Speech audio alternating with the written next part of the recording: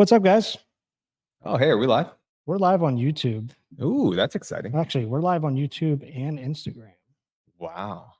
First time. That's kind of cool. I didn't even know Instagram had live. First time. Shows how up I am on social media. Yeah. Yeah, just me and Nick here today. Some of our other hosts had some family stuff going on. It's fall break time. By the And way, it's fall break. fall break. What the hell is that? That was not a thing when I was a kid. I think fall break was like I we had got a Friday off or a Monday off or something. well, yeah, I'm pretty sure. Like Not I a whole got week. Thanksgiving. I got like Thursday. You know what? I think we probably got Wednesday, Thursday, Friday. Actually, I Yeah, don't even maybe. think we got Wednesday when I was a kid. And like winter break was not like the month it is now. But do I sound like an old fogey? Yeah, yes. Okay. Well, we are getting old. Yeah, it's true. Should Everything. we use headphones on this just to make sure audio is coming through? All right. We can do Test. Is it working? Testing. It is on Yeah. this end, but I need to change the headphones. We're doing this in real time, guys, so you know this is live. But yeah, if you come in and join in, feel free to bring any questions. We're kind of winging this one here today. We didn't come with a whole arsenal of stuff, so we're I kind of dropped the ball is basically what he's trying to say. Well- And that he thought I was booking somebody and I was definitely not. I wasn't gonna call you out like that. That's not true. All right, I think we figured it out. So now you know what goes on when we're And this was a when we're smooth one by record- comparison. There's been multiple where we just were like, we can't figure it out. Yeah, let's just drink today instead. Let's not even talk. Those are the weeks that nothing came out. Yeah. Yeah, there've been a couple of those. Although I think we probably have a couple in the hopper right now, don't we? I think we got at least one, maybe two. Okay. I gotta double check that. I know I've released Andrews from last week or 2 weeks ago, Yep, which I was just saw that one go live. which was an awesome one. Do you want me to turn it back on? Yeah. All right. Yeah. I'll set the ambiance. Yeah. You're gonna put a little mood music on there? Good. We're not gonna hear it. Nobody's gonna be able to hear it. But one thing we were talking about is possibly doing a deal breakdown, which would be yeah the first. I may just ask that while we do the live here, a couple people might see it, but this is probably one that we don't put live until we actually close it. Well, we're live right now. Yeah, no, I mean like the live viewers can see it, but I mean the I see the podcast. Yeah, we can or we can just blank out the address as well. Yeah. Can you? What do you mean? When you're doing it, just well, I guess it'd be hard. We have to kind of analyze it. So. Yeah, well, no, we'll analyze it. It's good. Yeah. We got to have the code among thieves here that we don't steal from each other. Yeah, if you watch this show and steal from us, not cool, man. Yeah, I've been stolen from enough. Not cool, man. Yeah. God damn, I love good bourbon. Yeah, I'm in a beer mood today. I've had Blue Moon sitting in my garage for a little bit, so it's like, oh, I'll got bring the non-alcoholic beer in there too. From what was that, Dry August for Randy or whatever? Yeah. Well, you too. Yeah. That was July, man. And you know what? I've been on a tear right now. And this weekend's not going to help. My mom's coming to town. And we're going to like a cider, like we're going to Ashton Elm's, like cider room or whatever. Where's that at? I don't know. Diane planned it. It's in Indiana, I assume. I hope so. I'm going tonight. I'm going later today. Yeah, I didn't even think to ask that question. Oh, speaking of, how was Louisville? We didn't talk about it. Was freaking awesome. We went down on Friday. We went to my favorite distillery. I think that was the first place our wives ever hung out too, which was at Rabbit Hole. Yep. We went up there. The kiddo was like banging on the window trying to jump off the third story, but it was a good time. And then Saturday, we hit up a couple of distilleries. Old Forester had us for a little bit. And Then we went to Angels for a little bit. They tried their new release, by the way. They got a new triple oaked that just came out. That was super good. And then went to Bardstown's new location in Louisville, which was freaking cool. And what they didn't tell us, and like I want to give Tony all the credit in the world, he was amazing. But we showed up for our tasting. It was the only thing that we had planned. And kids are allowed in the like main area where there's a bar, but for whatever reason, they're not allowed in the tasting room legally. They cannot be in the tasting room. Yeah. And so we didn't know that when we booked it. So I went in there and I got the tasting experience while they actually brought Diane's tray out to her and gave her like this incredible like one-on-one situation. So it was pretty cool from that perspective. Yeah, where is Max? That's a really good question. Starting to get some people who are joining. Can't see who that is. My eyesight is not. It's one of our other co-hosts. Oh, nice. Slacker. The Randy Graham. No, he's got a courthouse wedding today. Nice. Hey, you know, which are kind of the best sometimes, to be honest with you. No, they're not. They are. They're definitely not the for best. you. They are definitely not the best. Everybody should be that. getting married at the Wilds or Laurel Mill wedding venues. Come on, dude. Actually, I dropped the ball on that one. Yeah, come on, dude. It was right there. We've got 6 weddings this weekend between the 2 venues. Yeah. So, yeah, you did. Yeah. Okay. Explain. Thursday, Friday, Saturday, Sunday at the Wilds. Yeah. Saturday, Sunday at Laurel Mill. Between the 2, I was thinking at 1. Yeah. Yeah. No. So yeah, it's pretty awesome. And a Monday. You guys get Monday ones as well? Occasionally, they're super rare. And dude, who wants to like go to a wedding on a Monday? Nobody. So, but I could see why somebody would do it to save money though. It's so much cheaper to do it on those days, but the attendance is going to suck. Yeah. Like people just won't show up. So, no, we're doing really well from a bookings this year perspective. We're up big time year over year for both venues. So I'm really happy. The team's amazing. I mean, this used to be like your baby. You used to talk about it like every time I saw you. And then I think it was like my wife said something like, how are the wedding venues doing? I feel like I haven't heard Nick talk about it anymore. I was like, I haven't either. So, I mean, it's probably a good thing, to be honest with you. What that means is they're doing well enough that I can take my attention off of them. And I legitimately probably only spend like 4 or 5 hours a week on them. And the team does the rest. The rest of my time goes to the construction side, which is, just always a cluster, as we're well aware. Randy wants to know what kind of bourbon you're drinking today. This is Bardstown, but then midway through, I'm going to go here to this hard truth that we've got on display here. Yeah, and hopefully I can get Brooks to move over to Man's Drinker one of these days. I mean, I will after this one. I don't know what I was telling Nick before this started. I'm gonna move this so I can actually see you when I talk to you. There we go. I was telling Nick before this, like we had some bourbon last week for whatever reason. Just had some terrible indigestion. I could just feel it sitting in my chest, and I was just like quiet for a couple minutes, just because I was just like, I need to like burp or something. Yeah. I've been there. Yeah. It's the bad eating and the drinking simultaneously for me that'll kick my butt. Yeah. What's up, Mark? Hey, Mark. Got Mark Jared in. Hell yeah. Mark, you still in Carmel? Give him a second to answer if he's still in. I think there is a delay on there too.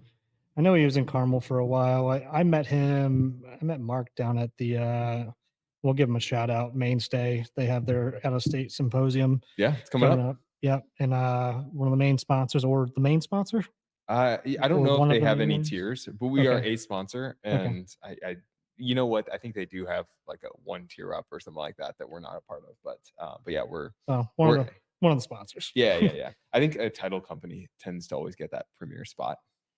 Yeah, last year was a title company from Ohio. I hadn't heard of them before. Yeah, the lady, whoever was working for him was very nice, but I've never worked with them before. Yeah. Speaking of the Mainstay event, are you planning on hosting anything during that weekend? We're planning on doing a happy hour. We have not, just like last year, haven't figured out where we're going to do that yet. I would love to do it here, but at the Water Bowl, which is Nick's little speakeasy baby up here. And that would be super easy and cheap, but it seems like from what Randy said, he tried to plan one in Hamilton County a couple of years ago, and the out of state guys just weren't willing to travel up that far. That makes sense. Maybe they'd come up the Broad Ripple, but That or we just bus them. We just set them bus down and like we have a True. hard exit at the end of the night. It's like, hey, like you don't have to leave, but the buses. yeah, you can Uber home. Yeah. Yeah, I don't know if that'd be cheaper or more expensive, to be honest with you. Yeah, I don't know. But yeah, let's see. I know Nick had brought up something about a deal that they're working on if we want to analyze that. Yeah, so I don't know much about wholesaling, and so maybe Okay. I can get your guys' kind of perspective on it and Yeah. what that would look like, because we've got one that is, I think we're going to get under contract today, and could be a decent one, and would love to have you kind of analyze it and let me know what you think, because I know nothing. Well, do you want to like do a screen share? Or how do you want to do it? We can do that. Yeah. I can see if I can do it from.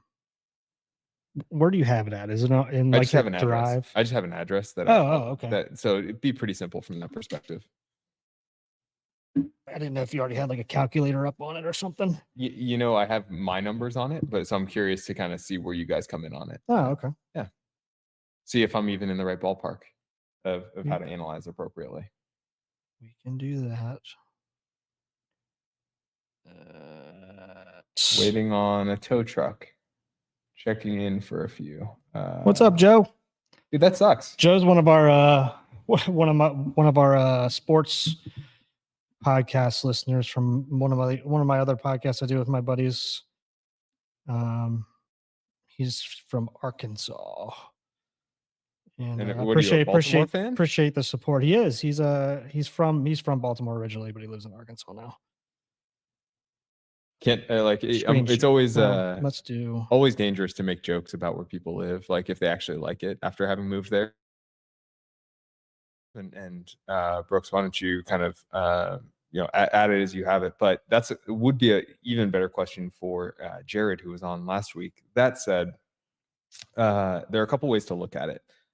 Yes and no. I can't read that. Muted. Yeah, I just unmuted. I just saw. I don't know. Okay. I might have hit it on accident. Beautiful. Hopefully you can hear me now, Joe. But with that in mind, I am a huge fan of both of these products for very different things.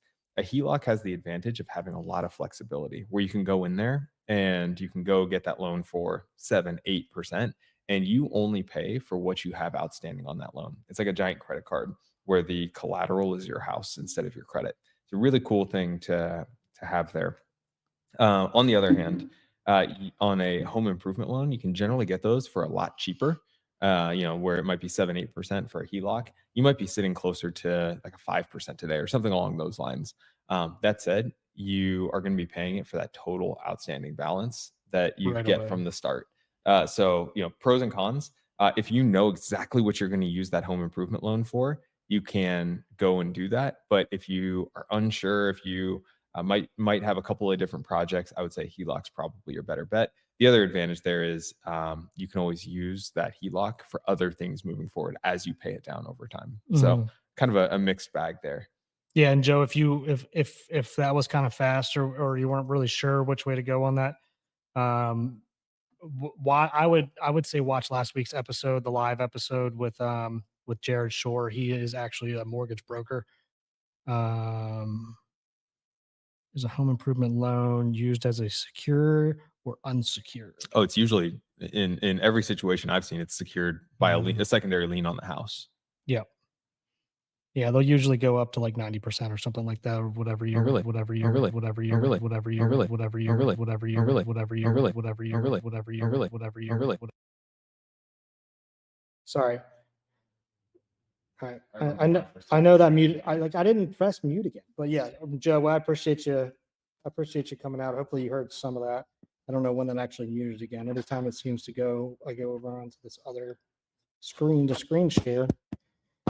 It mutes it. But yeah, I appreciate you coming over to the actual work channel. Is that what this is? Well, somewhat. This is how I make money. So, whereas the sports one is just a fun thing. True, great movie. What do we want to do? So, if you haven't watched before, I'm a realtor here in Indiana, so I have my board. So, as Nick or somebody who does not have access to my board, how would you go into this to look for some comps? Are you Yeah, going to use so- Zillow, or should we go with? I'm generally a big fan of Zillow. I Okay. tend to find that the map feature tends to be better than any of the other features. Now, there are downsides to Zillow that everyone should be aware of. Zillow counts all square footage the same in a comp Mhm. analysis, where if you go to Redfin, you can actually go to the property details and see what is actual livable square footage. So I do think it generally takes a little bit of a gut check to understand what the actual square footage is. And for those markets, the reason why that's a big factor is like you can't use basement square footage that isn't livable as part of your comp square footage. So And the key point is that is not livable. yeah, if it's unfinished, then it's not livable square footage. And so yeah, I like the Zillow's interface better, but it does. Okay. Yeah. So And do we want to use? we use the address. We don't have I mean, do you want to use the other software that we have from a buddy of ours for the ARV stuff, or do you want to? Oh, it hasn't been updated. It Okay. has not been updated. Okay. I wish we could. I've told him that he needs to stop working on his day job and get back to developing. But Yeah, stop working at Google. all right. So the address here is 1110. Share what I again. Pets' heads are falling off. What was it? Our pets' heads are falling off. Our pet's head. Yeah, it's a movie quote. Come on. It's from Dumb and Dumber. Oh, it's 1110. VIDURNUN. All right. So we got a 2-bed. I'm assuming 1 bath. 920 square feet. Definitely on the smaller side, but it doesn't have to be perfect. It is in an HOA. What year was it built? That's what I'm trying to find. Built in 1988. Central cooling, it says. HOA is $100 a month. Roughly taxes are around $1,651 as of 2023. So something to keep in mind when we actually go to our calculator. We'll get out of here and try to find some sort. Well, I guess we could start with some rentals in the area, just in case. Don't look like much in that in the same neighborhood because there might not be allowed. They're allowed. You're just not allowed. Okay. Honestly, just a lot of apartment stuff. I don't see any single family stuff close by. Here's the closest one, probably 32, 16, 18. Yeah. So that's across the meridian. We don't want to go that far. I don't even want to go above 86 if I don't have to. I can stay right in here. See what this 1300 is.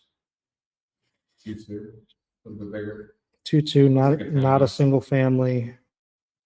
Yeah, none of these are single family, and they're all right around 1,300. So maybe around the 1,1600 range. Would you put that? I'd probably put it close to 14. You think so? Just given the fact that those have extra bathrooms. True. Yeah, those were 2-2s, right? I believe so. Yeah. All right. So we're looking in this area. This is where our Area. what we're looking at. Let's see what's for sale. Let's see what's pending in the area, and then we'll actually go to the save. Just to give us an idea if anything's sitting, if things are getting under contract relatively quickly. So here's a 250. That one's much bigger. Yep. 2-3. I don't think I need to go back to the cook. I think that's a good example, though. I doubt that that's 2,900. Just kind of looking at it, I bet you that. Yeah, because it doesn't look that much bigger. So let's look at. So you can come down here, and a lot of times you can kind of figure this out by seeing what the basement, what they put in here. So this is one of the main limitations of Zillow is then I have to double check it out then. Yeah, something you gotta definitely double check here. Because yeah, I had it that's 2-3 that's 25 square feet. 25 square feet. Yeah, especially because like if you come here, oh, these were terrible pictures. Oh my goodness. This agent's really earning their commission. I mean, that doesn't look a whole hell of a lot bigger than the one that, Subject to property. It is. yeah. So we'll keep that in mind. This one's 350, so it's about, Again, that doesn't the look same. I bet you that looks like almost the exact same house. Yeah. But more updated. And where is the Virum or Vibram? Yeah, we're on Right there. there. We're right. All right, so We're close. those are pended. Those are semi-close, but not really comps. We're not really sure if they're comps, I should say. They're definitely big. Yeah. See what's actually on the market. Were those pending? You have filter by days on market. 350 is not pending, but that 251 is pending. Okay. Let's get the days on market off. So here's what's available. So these have been sitting for more than 30 or 90 days. Price cut here. This isn't, I mean, this is Condo. not a single. That one's not a single. This one is on the side street off of where we're looking. So this one's more actually a.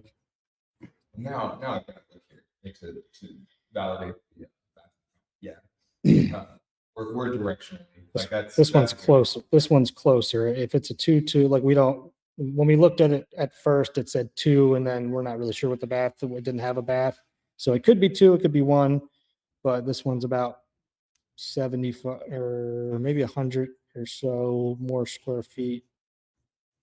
It's been on the market for 73 days. 61 saves. Let's see if this ever pended.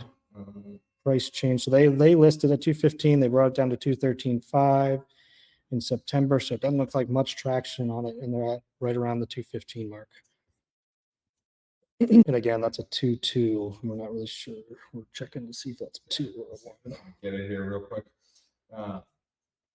In the meantime, I'm going to go to recently sold stuff. Too bad. So that actually is a, yeah. So it is a comp. It's a comp that's showing us that it's sitting at 215. Did you do 90 days or 90? Yeah. So I might even go. I'll go 6. 180. Usually comps will go for 6 months. Generally, but I like to. I mean, 90 is the sweet is like that's a good comp, But like, if you have to go up, see, that would be a good comp for the one that we just looked at that is on the market that's been sitting, and it's been sitting at 215. See, how long was this on? So this sold 6/18/24. How long did it take to sell? So they listed 5/1, sold in a month and a half, a little over a month and a half. So you would think that other one would be selling, honestly, unless there's something terribly wrong about it. This one doesn't look. It's not crazy. Nice, but it doesn't look. It's clean. It's a little dated. It's got some dated looks. It's dated. It's clean, but it's clean. It's not like. I guess we should have looked at those other photos a little closer, but. So that one's a good comp. This 135 again. This is in that little stretch where there's some connections. This one is bigger. But it's got probably more land to. It does. I'm gonna go back to that one that's going at 215. Let's see what the inside actually looks like in here. So I was just looking at the outside, so the inside looks about the same as the other one. A little dated, not bad. Yeah, again, clean but dated. Looks like it really hasn't been touched since. It's interesting that one's. So call it on the safe side 200. Funny enough, that's exact number. So totally aligned there. So we actually walked this subject property we found that it was about 60 to 62,000. Okay. That's good to know. So we'll go, let's bring up our, usually I just do this kind of like on a regular calculator, but we need to use, let's do something so we can see it better. Sure, my drive stuff here. Pull up the actual calculator that we have our. That's my personal one. I have all my storage in the company. I have 10 terabytes.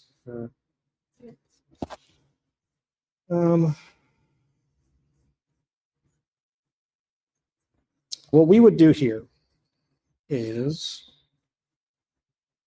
so we're saying here that the ARV of this thing is going to be 200. That's it. That's pretty conservative. Sure. So, I mean, we have a comp that's not for crazy fixed up for 210. And us spending 60, it would be nice. Mm-hmm. So, but there's not another comp that's like fixed up in the area, so we're not really sure. Yeah. And It could then be 220, it could be 215 on the dot. Like, yeah. But yeah, let's work with 200. we'll do 200. And so we'll back out. Their estimate is 60, 660. So we're at 140 now. Yeah, we shouldn't have done that. We should do what's it cost first. Make sure we're not. All right, okay. Yeah, no. You're clicking on actual. That's probably one. Let's do 200. We'll do times.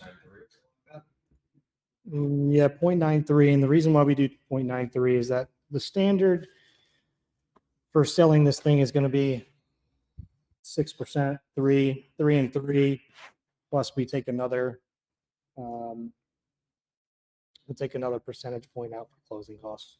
So for anybody who doesn't know, so we'll do times 0.9. I'm used to doing this on my regular keyboard at home. Times 0.93. So right off the bat, we're taking out 7% just because whoever's going to analyze this deal in the end as a wholesaler, they're going to more than likely be doing that in terms of if they're flipping it and they're going to sell it, they're going to need to take these out. So we need to take that into account. So that, I mean, that's 14 grand that we would have not built into this, that we could buy this and not build that in and then put this deal out there.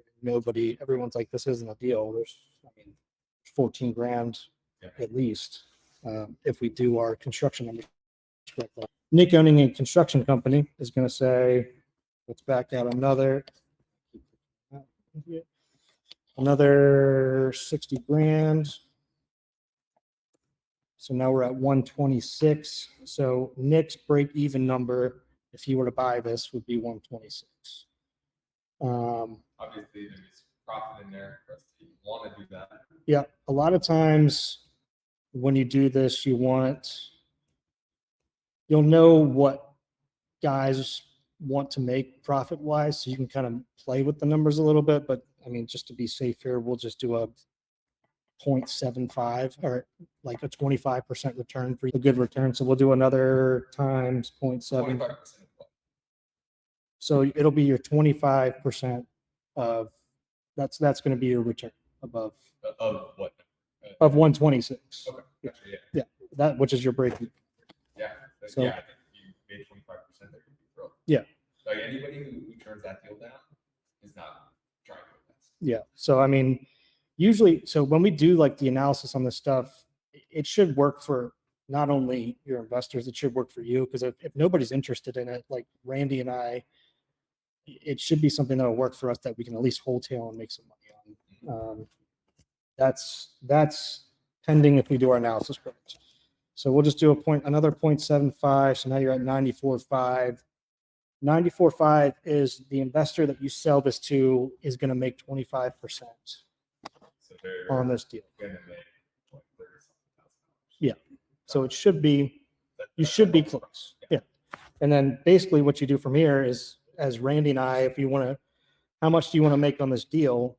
And how close are you numbers wise with this when we're at that point? Like, is 94.5, like is 100 where the seller's at? Can you get the deal done for 100? Then you can sit there and go back, all right, 25% was 30 grand ish. Do we think that they would be good making 20 grand on this deal so we can negotiate? You can play with the numbers, but that's kind of an easy number that we usually is usually the overarching number. So here we would probably go with like 10 grand, because usually if you can get it for this number, and this will be your max allowable. So you'll do minus 10 grand out of this, which is 84.5. would be our max allowable offer on this. So we would realistically, we'd probably come in at like 75 grand and make that offer. What would you say? Like, what would you feel? I'd feel good at 84.5. That would be our max that we'd want to go up to. That means we make 10 grand on it. I'd go up higher than that, right?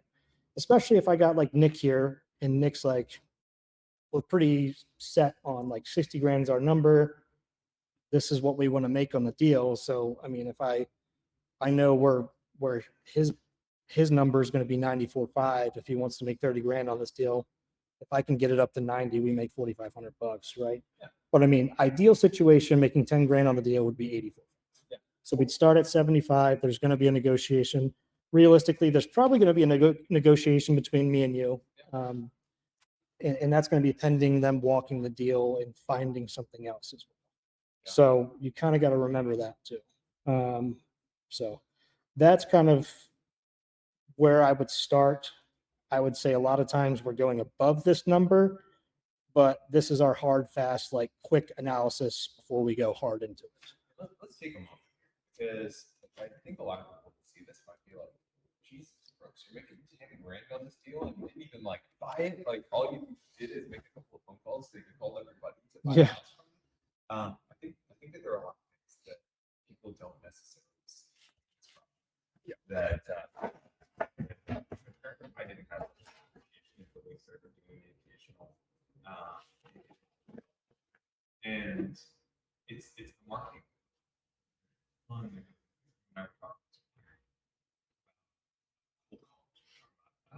Direct mail. There are a million ways that go call that you have to get to this. It doesn't take into account the time that somebody goes and walks that property.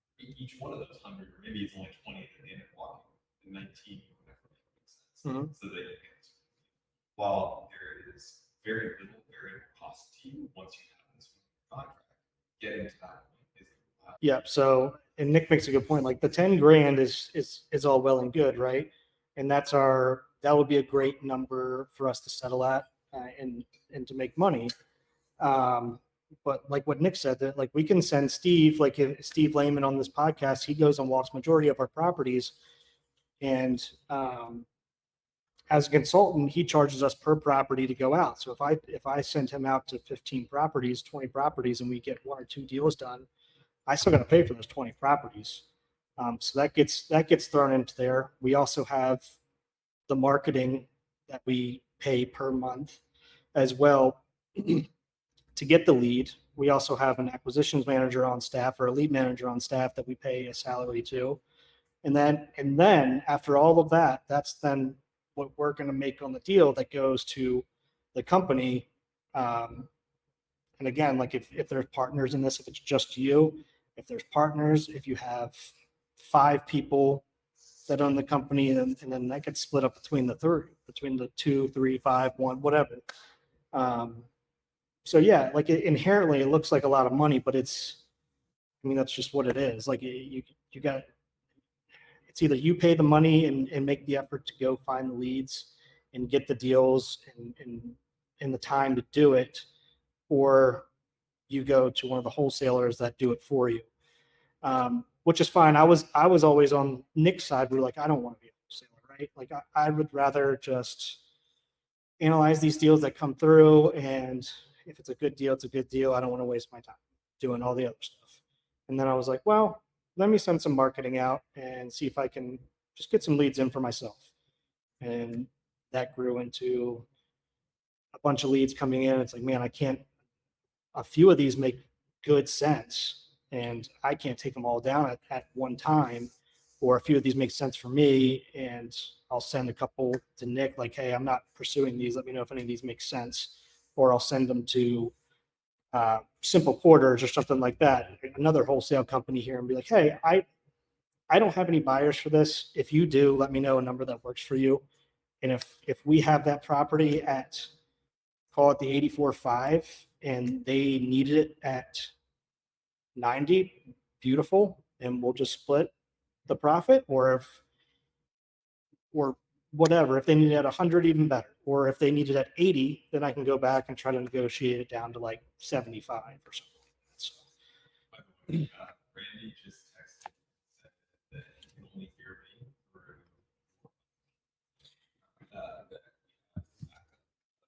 this for the live. yeah.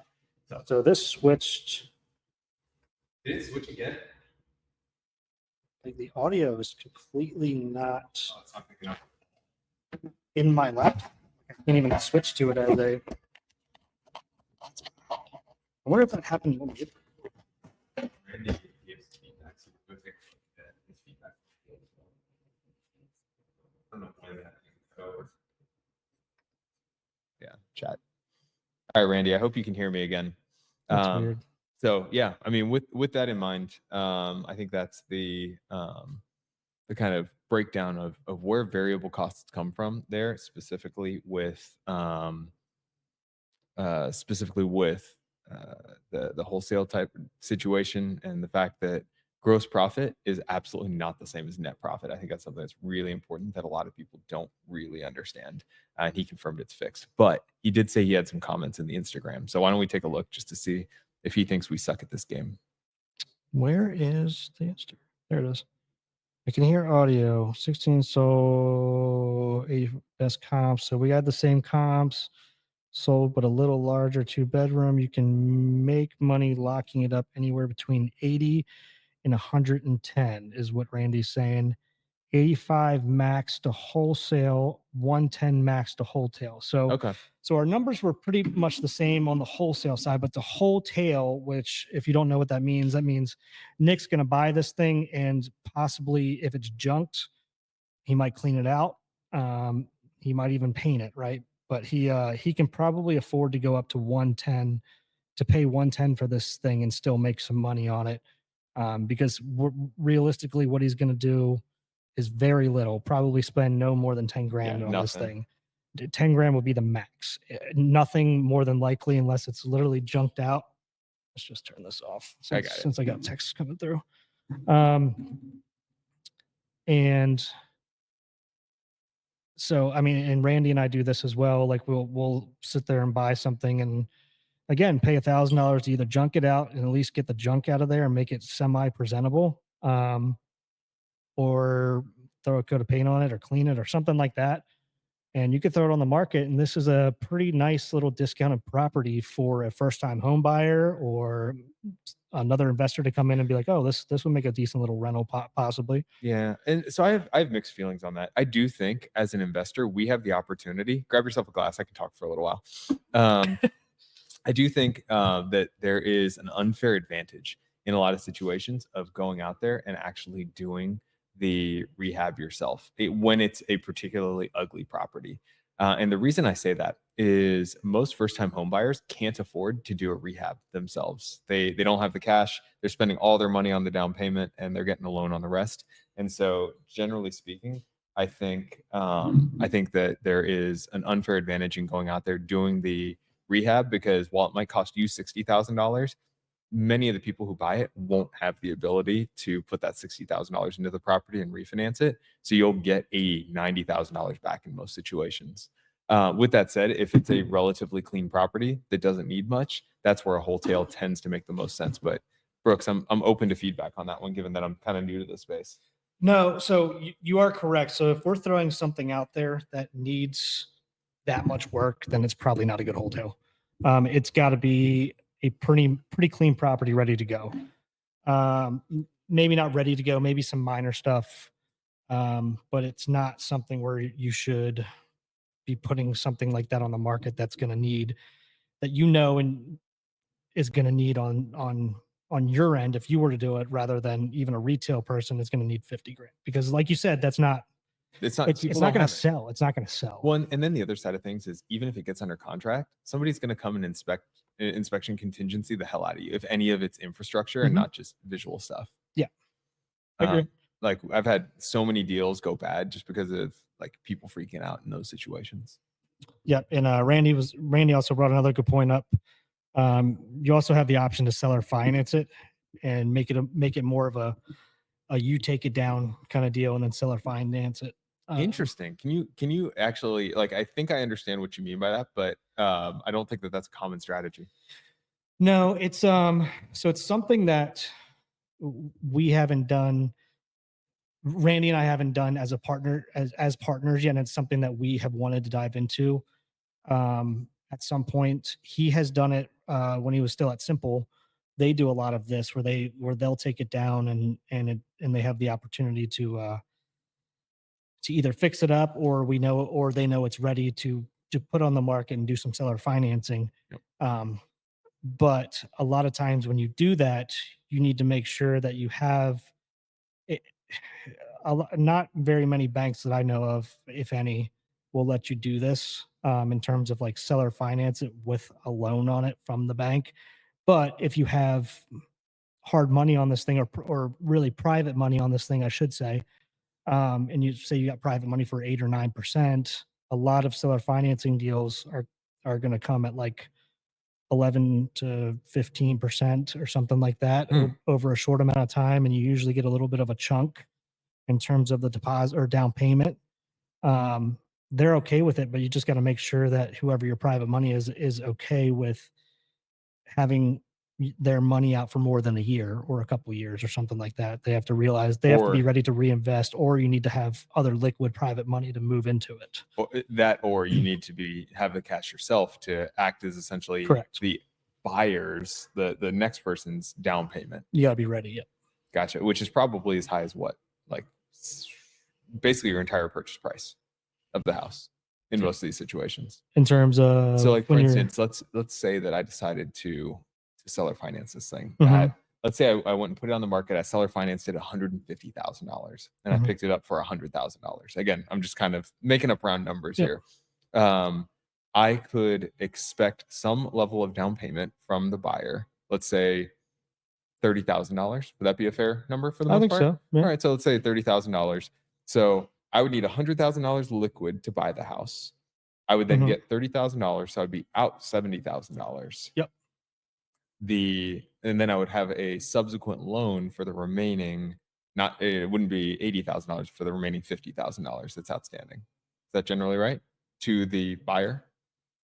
Well, the buyer, yeah, you would be the bank in terms of the buyer for that remaining 50. Correct. Gotcha. Yeah. Wait, no, I'm misspeaking. No, this is why I don't do public math, because they put $30,000 down on 150. So I would actually have a note for 120. Yep. But I would only have 70 outstanding myself. Yep. And they would have 120. Gotcha. That's why I don't do public math. Yeah, but I mean, regardless, you still have 70, right? So if whoever your private money is that you have on that at the time, and says like we're going to pull our money and reinvest it in the market or whatever, you either need to have other private money ready to go to take over the rest of that 70 grand, or your own money.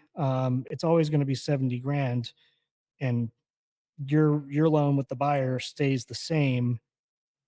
But it's also like, if they default on this, you can take the house back. Yeah, and get that 30 grand. And you still have the 30 grand. Yeah. It's the same thing as just being the bank, really, at that point. So I think this is an interesting topic that we haven't really covered much here on the speakeasy so far. What do the terms generally look like today?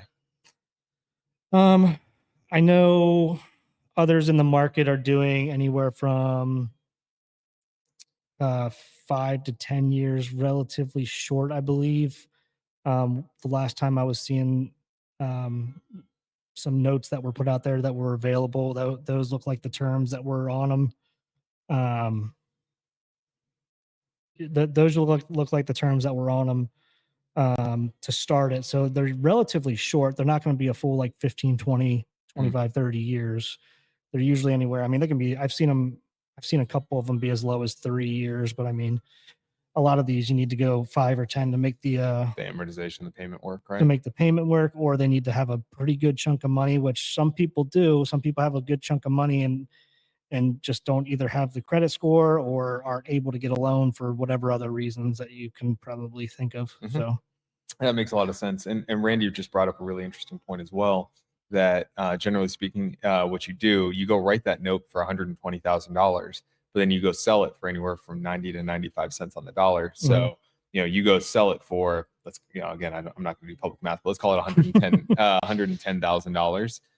So you're still doing really well in this situation because you bought it for 100, you got $30,000, and then you're selling this note for $110,000.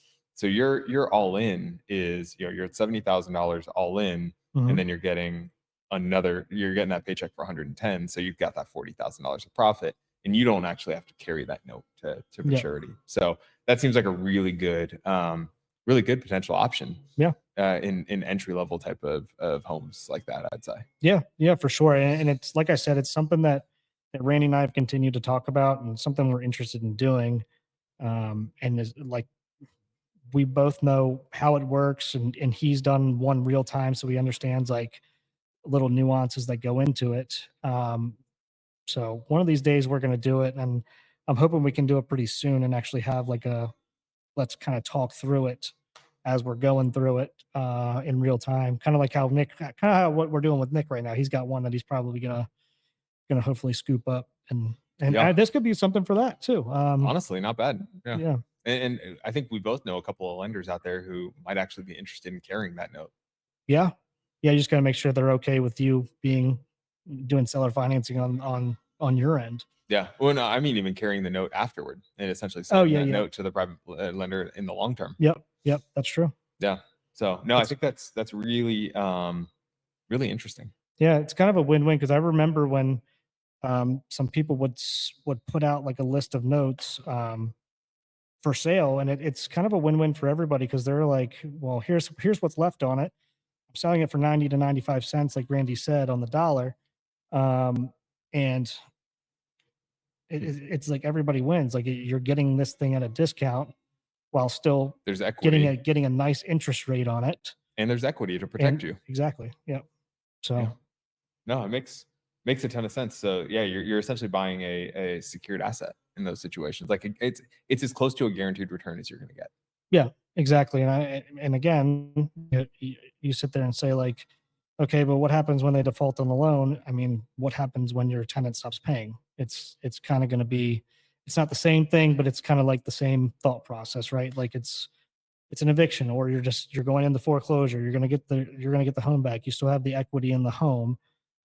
You might go a few months without having some income there, but you have enough money baked into this and equity, or however you structured it, that you should be okay for a little bit. So, all right, I'm going to now ask, and this might be a question that we need to bring an accountant on to answer. So, but probably. just in case you happen to know the answer, how does that impact a 1031 exchange? If you happen to have a property, when does the 1031 start? Does it start when the note matures, or is that immediate? I don't know. That's a great question, actually. Yeah. In this situation, a 1031 isn't relevant because in this situation in particular, it's you're not waiting 2 years to sell it. So it's a less relevant situation. But in a situation where you've owned this rental for a long time and you've got a seller finance opportunity, I wonder how that would play. Yeah. I mean, that's a great question, actually. It's something I never thought of, really. Me neither. Until now. So see, this is why we drink bourbon and have these live and just shoot the shit. Yeah. I mean, we're gonna probably bring up dumb questions along the way that we're like, crap, I already knew that answer. Why did I even bring that up? But I mean, this is how you learn. So we should bring Ben on one of these days. Yeah.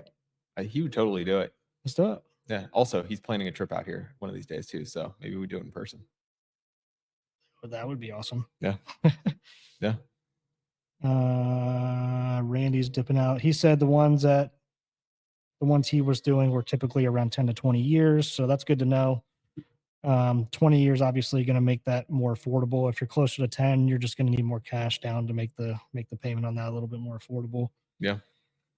And obviously, you're not responsible for stuff that breaks, which is fantastic. Not responsible for insurance on it. You probably need some sort of insurance on the loan, obviously. I don't even know. I'm not sure about that actually. Above my pay grade. I don't know. I'm not sure about that. But yeah, I mean, again, questions that kind of come up. Stuff you don't think about until you're actually thinking through stuff. Yeah. So well, that's my live therapy session. Anything you want to cover? Anything I can help you with? I don't think so. We're at 55 minutes. I know half of that probably is good, but well, hey, and we got the backup recording. We'll be all right. Yeah, I'll just take it down off the channel once we get done. Trying to think. I don't think so. Well, here's something I'll just kind of touch on real quick, that since we've got a little time, and I'll kind of pimp my own businesses a little bit. One of the things that we're seeing is a huge opportunity for those who are investing, specifically here in Indy, but I'm sure other markets as well, is that if you work with a qualified roofer who's able to get up on your roof and check things out, there are a lot of people who are getting free roofs today through their insurance companies. If there's hail damage, if there's discoloration, if there's anything like that. The other thing that I'll say is same thing with sewer lines, actually. A lot of people are maybe getting a little bit of a tip off that, hey, some of these clay pipes might be going bad in the local area, and there are insurance products for your sewer lines that you can get that will do not the full replacement, but at least a decent chunk. So if you're looking to avoid huge capex items in your near future, you should be talking to local contractors. Off lease construction is obviously one of those here in Indy, but like other really qualified people in whatever market you're looking in can probably help you identify whether or not you can get a lot of this stuff for free and or significantly discounted. I think it's a huge opportunity, and I wish I would have known this a long time ago. Yeah, I was gonna say, like, it's specifically for like sewer line stuff. Oh my like God. The amount of, and I don't think I've heard you actually bring up the sewer line. So obviously, kind of everybody hears about the roof stuff all the time because you see all the roofers and stuff out there. But yeah, I didn't know. I probably did know that there are insurance products. A lot of your regular insurance stuff doesn't cover the sewer line, right? That's correct. But there are, like you said, products out there. I've never had any or bought any of those products. But yeah, that's something that I didn't think about as well. It's something that I need to look into. And I mean, because I'm positive that there's going to be another sewer line going out in one of 100%. one of the properties that were. All these clay pipes have an expiration date. We know that they're going to go bad. It's just a matter of when and whether or not you are going to be the owner when it happens. Yeah.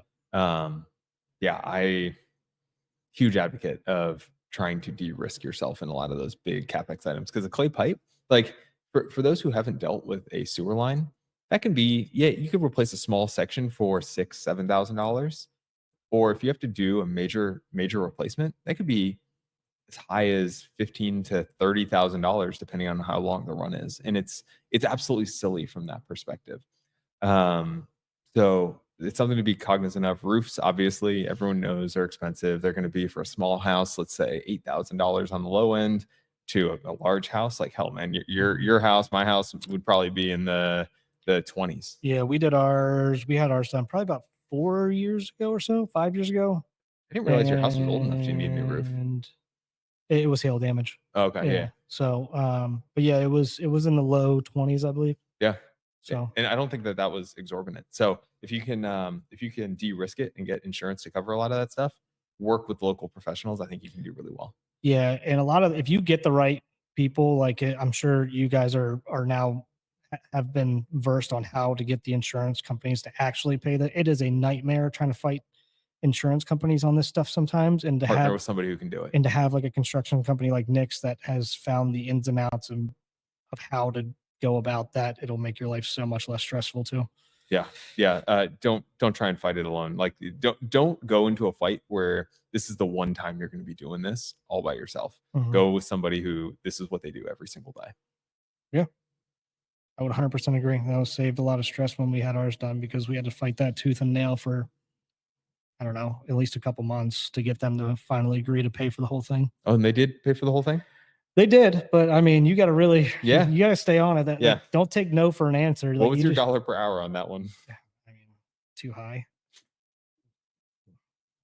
Not good. Bad ROI? Yeah. Yeah, not high enough. It's just everybody knows it can be really frustrating dealing with insurance companies. So, but yeah, Nick makes a great point. I'm glad that you guys are doing that now. So I got somebody that I can reach out to when that stuff happens. Yeah. We're actually launching with a couple different partners that we're really excited about some maintenance programs. So like if you're a property manager, if you're just a self manager, whatever, like reach out. We'd love to help you guys avoid a lot of those issues in advance.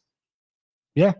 And to plug our company, if you're looking for anything in the Indianapolis area or central Indiana area, I should say probably, reach out to us, see what we got.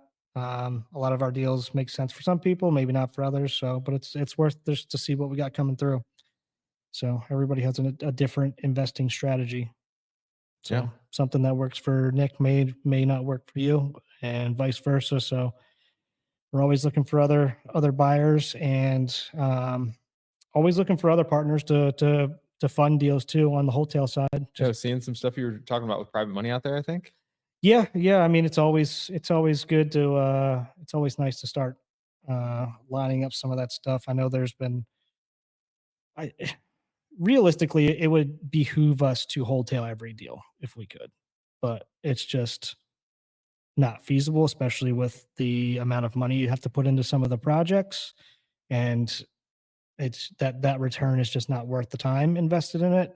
But there are stuff that we do sell for, like, use for example, like we sell for 10 grand that, we should probably go and just wholesale that and make 30 grand on it, right? Instead of, like, from what Randy handles a lot of that side of the business, and like you said, we would have been great at 85, but if you're going to wholesale it, you can go up to 110 on that offer price. No, So, great. but I mean, 30 grand, it's going to take a while to eat up that 30 grand. It's gonna take a minute. Yeah. Yeah. So, Yeah. So yeah, always looking for that. So if you or somebody and we are not doing, we used to do like one person per deal. I think we're going to start doing some, if you have smaller amounts of money to invest, I think we're going to start doing that as well, just because I feel a little bit better about that now. So Nice. Well, I'll have that's to, something we need to have an episode. Yeah, I was on, gonna is say in a private future money stuff. conversation. Yeah. Yeah. Just because I know that can get a little convoluted. Yeah, absolutely. So, Well, this has been another episode of the Indie Investor Speakeasy. Cheers. cool, guys. Cheers. That was a fun one.